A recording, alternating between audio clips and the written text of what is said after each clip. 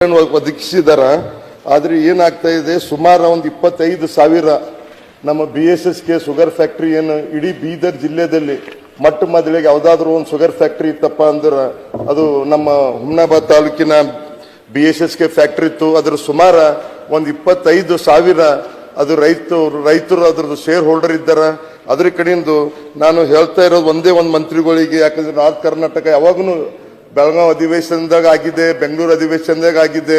ಸುಮಾರು ಸಲ CM ಅವ್ರ ಜೊತೆ ನಮ್ಮ ಇನ್ಚಾರ್ಜ್ ಮಂತ್ರಿ, ಸಕ್ರಿಯ ಮಂತ್ರಿ ಮತ್ತು ಅಲ್ಲಿದ್ದಂಥ ಎಲ್ಲ MLA ಅವರು MLC ಅವ್ರ ಜೊತೆ ಲಾಸ್ಟ್ ಟೈಮ್ ಬೆಂಗಳೂರದಲ್ಲೂ ಸೆಷನ್ಗಿಂತ ಮುಂಚೆ ಮೀಟಿಂಗ್ ಇಕ್ಕಿದ್ರು.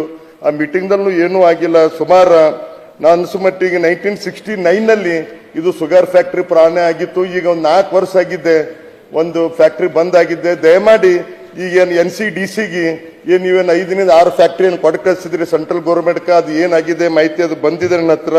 ಮಗರ ಮಂತ್ರಿಗಳೇ, ನಮ್ದೊಂದು ಇದು ಇದೆ, ನೀವು ಯಾವುದೇ ಇದ್ರಕ್ಕಾಗಿ ಅಥವಾ ತಾವು ಲೀಸ್ ಆದರೂ ಕೊಟ್ಟು ನಮ್ಮ ಫ್ಯಾಕ್ಟ್ರಿ ನಮ್ಮ ರೈತರಿಗೆ ಅನುಕೂಲ ಮಾಡಿಕೊಟ್ರಂದ್ರ ನಮ್ಗೆ ಒಳ್ಳೇದಾಗ್ತದ. ಯಾಕಂದ್ರೆ ನಮ್ಮ ಬೀದರ್ ಜಿಲ್ಲೆದಲ್ಲಿ ಮೇನ್ ರೈತರದ್ದು ಏನಪ್ಪಾ ಅಂದ್ರೆ ಶುಗರ್ ಕೇನೆ ನಮ್ದು ಜಾಸ್ತಿ ಬೆಳೆಸ್ತಾರೆ ಎಲ್ಲ ರೈತರು.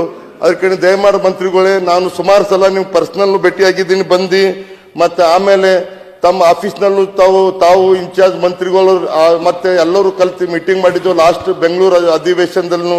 ದಯಮಾಡೋದಕ್ಕೆ ಯಾವುದೇ ರೀತಿಯಲ್ಲಿ ಮುಂದೆ ಬರೋಂಥ ದಿನದಾಗ ನಮ್ಮ ರೈತರಿಗೆ, ಬೀದರ್ ಜಿಲ್ಲೆ ರೈತರಿಗೆ ಅನುಕೂಲ ಮಾಡಿಕೊಡ್ತೀರಿ ಅಂತ ನಾನು ನಿಮ್ಮ ಮ್ಯಾಗ ವಿಶ್ವಾಸ ಸಿಕ್ಕಿ ಬಾರ್ ಕೇಳ್ತಾ ಇದ್ದೀನಿ ಮಂತ್ರಿಗಳೇ. ಜರ ಲೀಸ್ ಯಾರಿಗಾದ್ರೂ ಕೊಟ್ಟು ಈಗ ಆಲ್ರೆಡಿ ಕೊಟ್ಟಿದ್ದೀರ, 1 ಫ್ಯಾಕ್ಟ್ರಿ 2 ಫ್ಯಾಕ್ಟ್ರಿ ಲೀಸ್ನಲ್ಲಿ ಕೊಟ್ಟು ಫ್ಯಾಕ್ಟ್ರಿ ಚಾಲನೆ ಮಾಡಿರಿ. ಅದೇ ರೀತಿ ನೀವು ಇದನ್ನು ಫ್ಯಾಕ್ಟ್ರಿ ಚಾಲನೆ ಮಾಡ್ಬೇಕಂತ ಹೇಳಿ ನಿಮ್ಮ ಹತ್ರ ಮನವಿ ಮಾಡ್ತೀನಿ ಮಂತ್ರಿಗಳೇ. ಸಚಿವರು. ಸನ್ಮಾನ್ಯ ಸಭಾಪತಿಗಳೇ, ಭೀಮರಾವ್ ಪಾಟೀಲ್ ಹೇಳಿದಾಗೆ ಸರ್ಕಾರ ಎಲ್ಲ ರೀತಿ ಪ್ರಯತ್ನವನ್ನು ಕಳೆದ 2 ವರ್ಷದಲ್ಲಿ ನಾವು ಮಾಡ್ತಾ ಇದ್ದೀವಿ. ಅವರು ಮೊದಲೇ ಬಾರಿಗೆ ಹೇಳಿದಾಗ ನಾವು ಇದನ್ನು